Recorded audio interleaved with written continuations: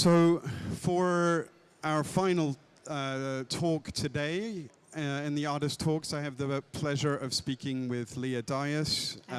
Welcome, Lia.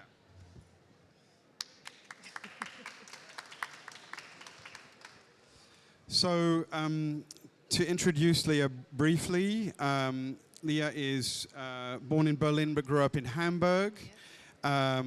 And studied at the Hamburg University of Applied Sciences with Uta Mahler, a very important German photographer, and is now, I understand, the co-lead at the Ostkreuz School for Photography. And Lia's book, this is her second book that we're going to be speaking about. The book is entitled Plates 1 to 31 and is published by commune. And the book, as Abdul Kircher's book, the book has been nominated in the Paris Photo Aperture, in this case, the Book of the Year award. So those results will be announced tomorrow. So actually, the book immediately, as soon as we see images from this book, it's very clear that we're in this register of the still life. Yes. And actually, it's interesting to see that your first book was also a book of photographic still lives. So I wanted to just know when this, this interest of yours for this form, which we traditionally associate with classical painting, where does this come from? Where does this first originate? I think actually it is an interest that has always been there. I don't know, when I visit a big city, I always go into the major museums and would visit the collections with these old paintings. And I don't know, they always felt very intriguing to me, and it's maybe beside of portrait, it's the genre in visual arts that speaks the most to me. And I tried for a very long time, I tried to do photographic still lifes, but I never really succeeded in that. And with the Tempora Morte project, that was kind of the first time that I had the feeling, okay, that's kind of working. And yeah, so it actually comes from the paintings, and that I always felt that objects tell something about reality and about human life, actually. Right. Yeah, I was interested to hear you talking about how before your previous book, you had attempted to create still lives, but something wasn't working. And in your previous book, the still lives that you photographed were market stalls in Kaliningrad. They were found, yes. So they were ready-made still lives that you photographed. And in this case, when I first saw these images, I thought of them as like still lives interrupted, where it's like a still life scene gone wrong because suddenly there's an intruder. And I wondered sort of what the process was here. How did the first one of these come about? Was this an idea that you had preconceived, or was it a kind of by chance that this happened?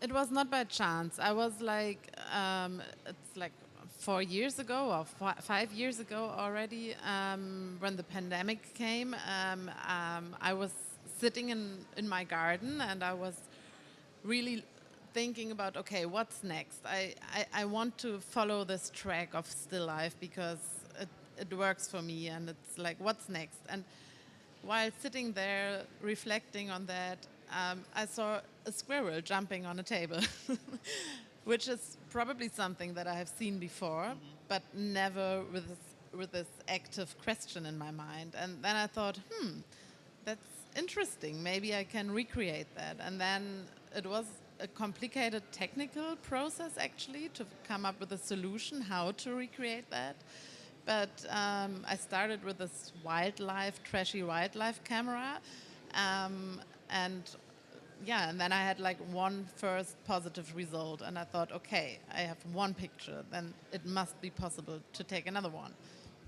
Can you tell us a little bit, because you know there's something I guess very simple about these visual creations. Sometimes the still life is a little more elaborate, but it might be a bouquet of flowers and a watermelon, a cup of tea.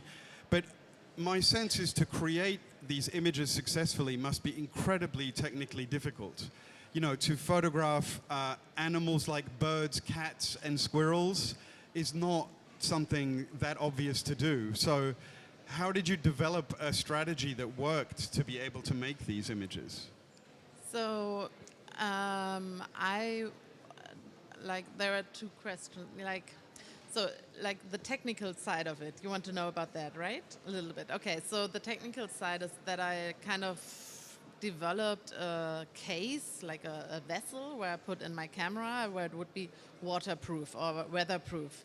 And then it had like a motion trigger that would react to movement, because obviously the squirrel would not jump on the table if I was present. So I needed to be away, and so I would invite myself over for cake or for tea or for coffee or for a meal to friends and family. And then we would have this social interaction of a meal or a snack together. And then at one point I would say, okay, stop. I will now do my potential still life out of this. And then I would set up the camera and basically leave and come back to see if something happened. And a lot of times nothing has happened, and that was very disappointing then. And I was curious. I mean, the book is entitled Plates 1 to 31. How many times did this succeed? Is it literally 31, and we got all of them in the book, or, I guess there are a few more pictures, but not that much. Like it's and then there are also some that are just not really interesting, but it's basically it. I mean, it's something I really liked about the book is it's so sort of concise in its form. It really is. There's no excess in terms of the images. I also wanted to ask you about this title, which to me immediately made me think of like naturalist books of the 19th century. Is that the kind of reference that you were? Yes, it is.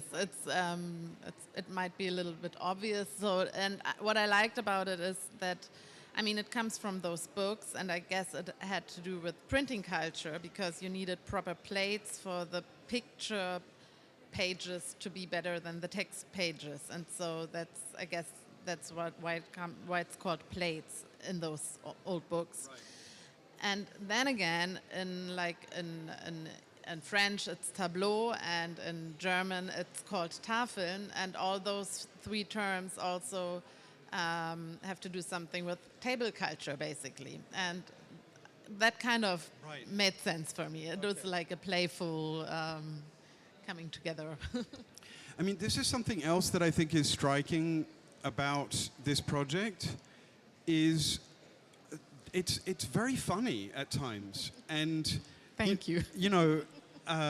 There's only so much control. You explained the process of taking these images. You can't ask a raccoon to laugh. Like, that doesn't work that way. So where does that humor emerge from in the project? Is this something that kind of just happened, or is it something you were really looking for? No, it's really something that really like just happened. I mean, I think when we did the edit for the pictures, there were some pictures that were more perfect, where like the bird would be in its perfect shape. And that was something that I pretty soon discovered that I'm not interested in, that I'm more interested in those like forms that are a little bit weird, or like so it's maybe also a question of the edit, but of course I had no. I could not tell the animals what they should do. And I mean, obviously, you explained that these are. I mean, you know, when we see these kind of setups that you did in your, I guess, your friends' gardens, they can be quite beautiful, but they're quite simple. Not so many elements. I was just curious to know, the still life genre is often associated with the kind of very ornate, you know, a lot of elements, quite laden. Were there specific pictorial references that you had in terms of painters or movements for this, or is it more just? No.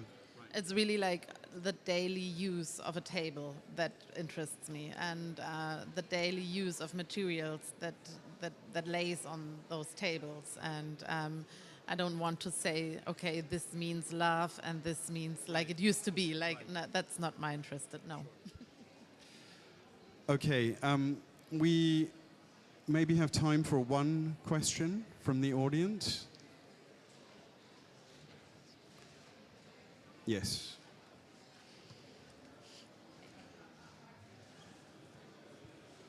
Hi, could you just tell us how you worked on the light? Because they're quite litted, no? How I did the light? Yeah. It's basically a simple flashlight. So in the beginning it was just one flashlight, then like in the end it was two flashlights, but it's like, yeah, it's a simple speed light flash, like very, very simple.